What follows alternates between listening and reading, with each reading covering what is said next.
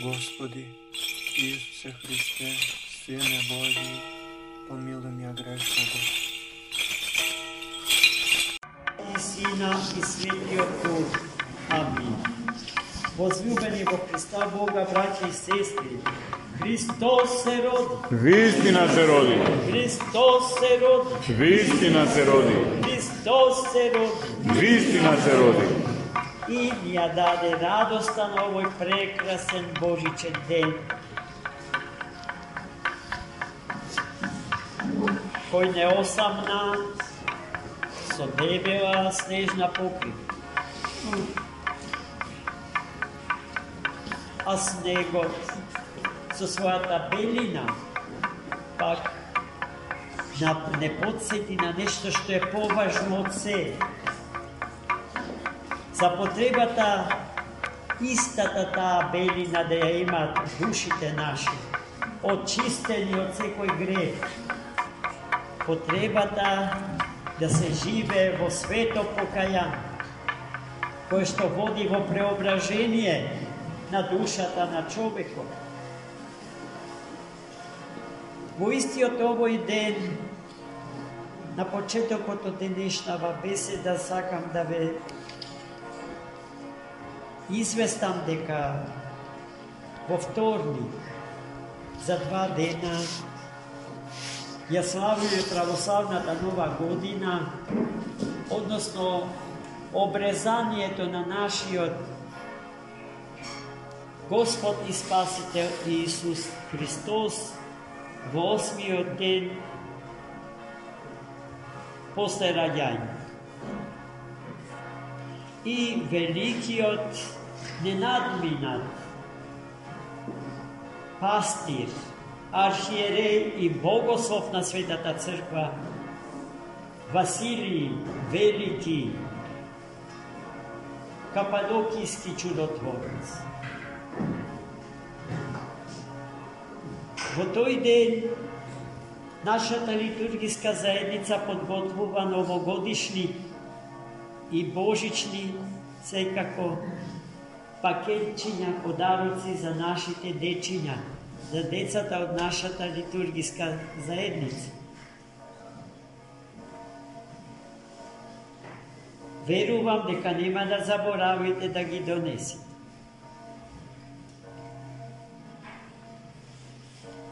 Денеска, браќа и сестри, го чувме и паметењето на еден чудесен настан, запишан на страниците од денешното евангелско четиво. Бегството на светата фамилија од Витлеем во Египет, во главниот град Кајро.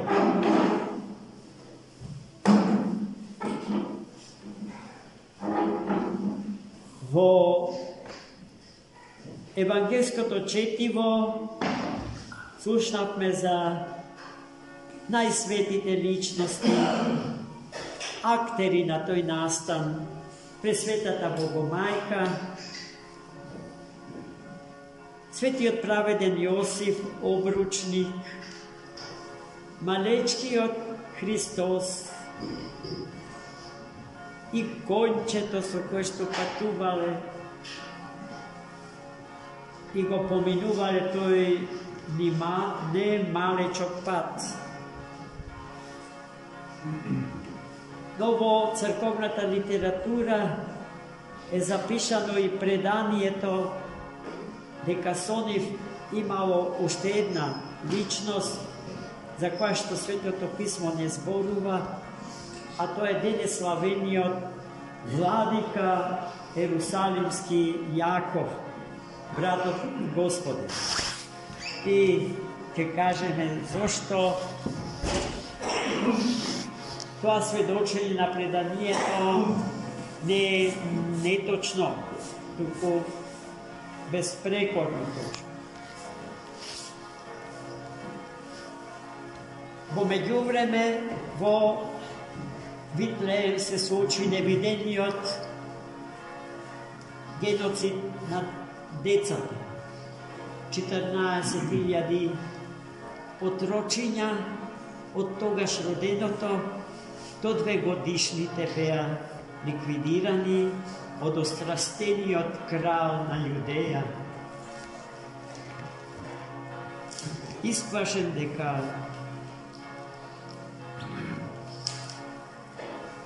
Христос е некој што се раѓа за да му го отме, да му го открадне кралскиот трон. И тој однос на кралевите кон троновите во кој што длабоко тонат не е единствен, можеме да кажеме дека е постојана практика низ сите истории, независно од тоа дали некој се вика цар или крал или председател. Но тие столици се удобни, многу сакани, зашто од тие височини на власта се владее така што се посева страх во народот, барајќи од него безпрекорна послушност кон својот Господ. Браќа и сестри, Христос остана во Египет онолку колку што траеше неволјата во Витлеем, а потоа ангелот Господен, благовесникот Гавриил, им кажа дека е време да се вратат назад. Но тие не се вратија во Витлеем, бидејќи чуја дека на новиот крал на Јудеја Архелај, синот на претходниот, е на власт, истравувајќи дека тој ќе го продолжи неделото на својот татко, се упателе кон Назарет, со што се исполнува пророштвото од Стариот Завет, дека новородениот Витлеемски богоотрок ќе се нарече Назареец, според градот во кој што ќе одседне.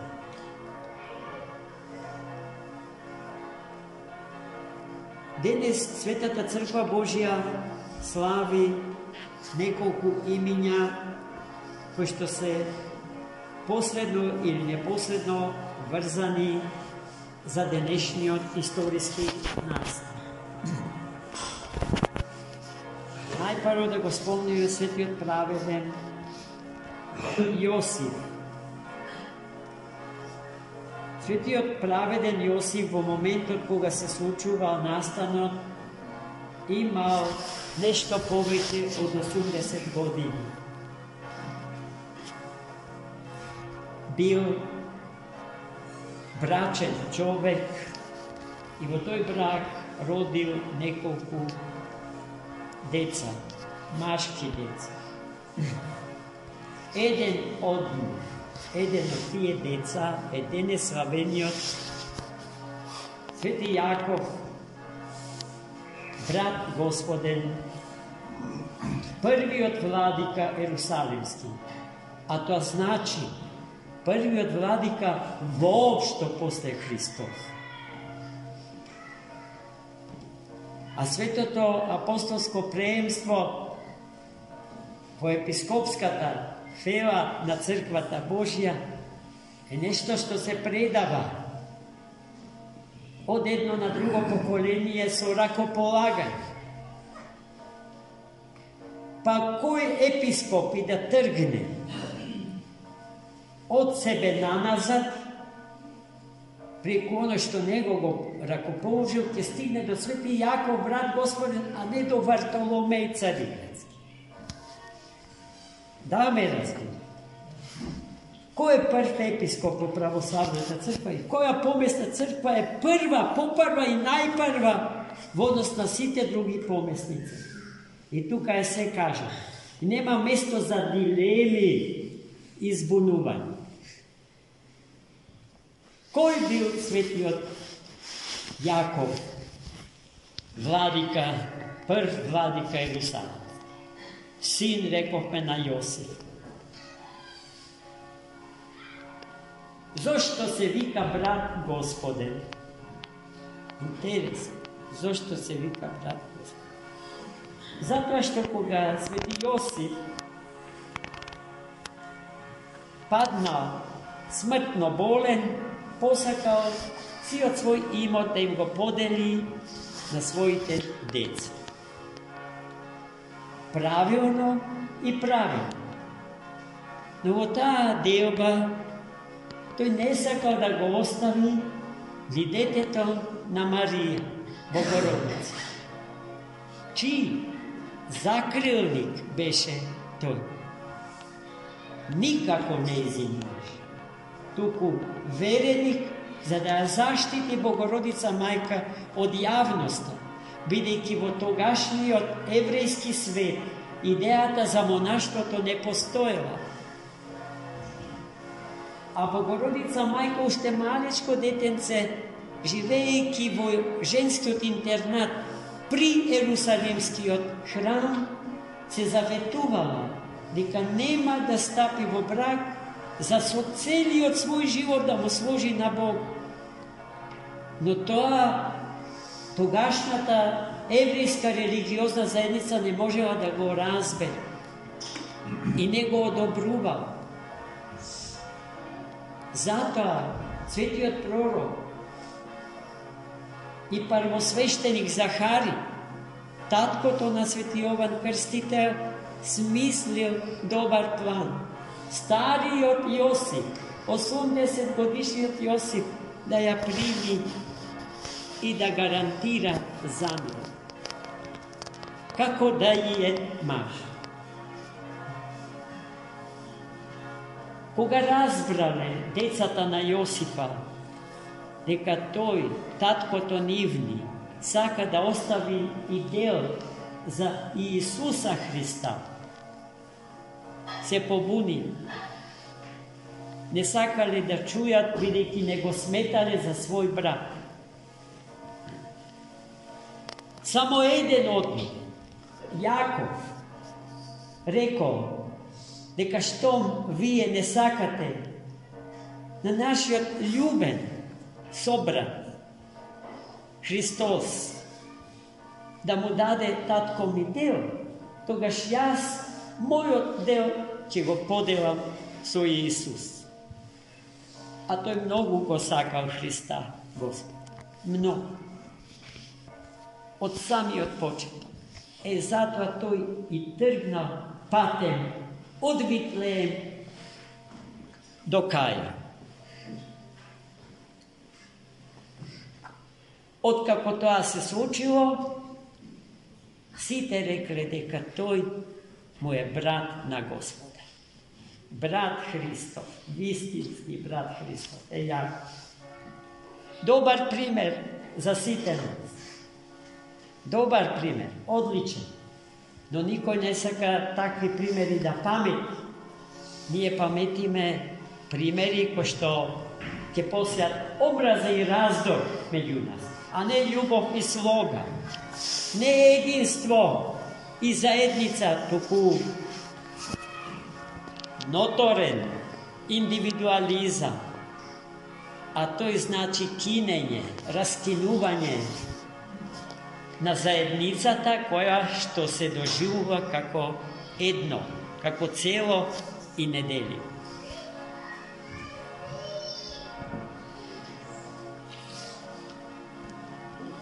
И најпосле да го спомниме светиот цар и пророк Давид, кој што треба да биде спомнат прв историски гледан.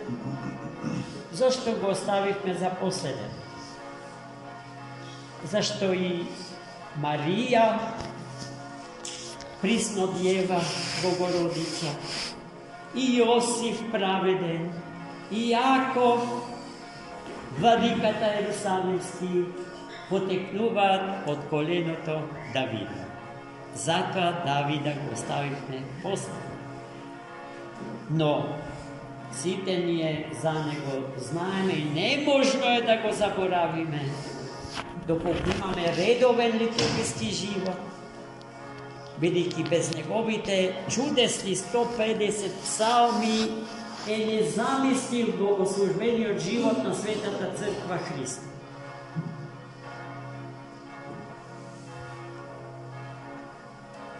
Денес се слави и преподобна Анисија маченица. Многу наши дечиња го носат незиното име. Членот на нашава литургиска заедница. Пред нив стои извонреден пример за тоа како треба да се сака Христос. Свети апостол Јаков цел живот јадел само лепи вода. Живеел девствен живот и деноноќно себе си се давал од љубов, Бога ради, како прв епископ на црква.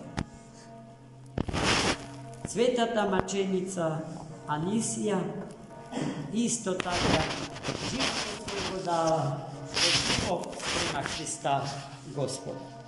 И сите наши девојчиња што го носат незиното име треба со љубов да го исчитаат незиното житие и да се трудат да и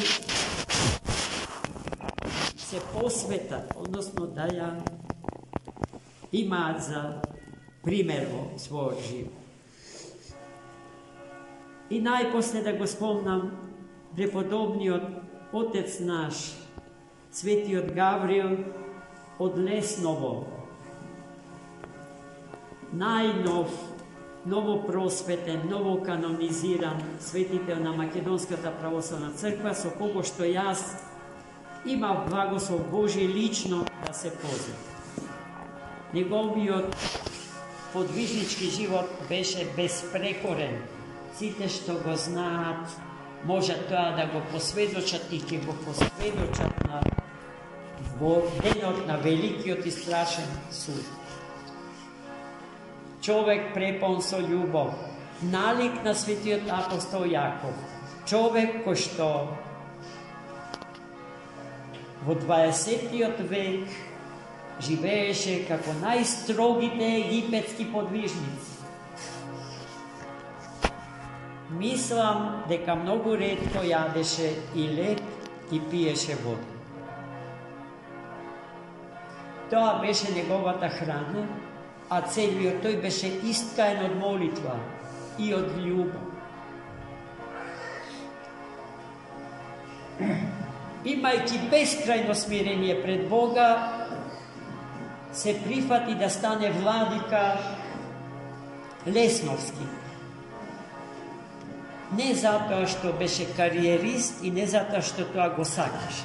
Напротив, тоа бегаше зашто постои една добра поговорка во египетскиот патерикон, добро е да ја запаметите. Младиот искушеник го прашал старецот: "Старче, кажи ми, од што да се чувам во мојот живот?" А тој му рекол: "Од жени и од епископ."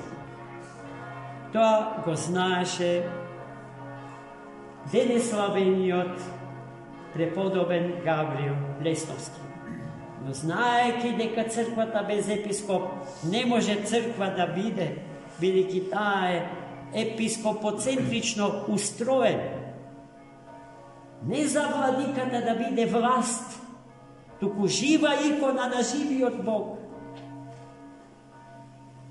Оној кој што живее за да биде последен меѓу сите.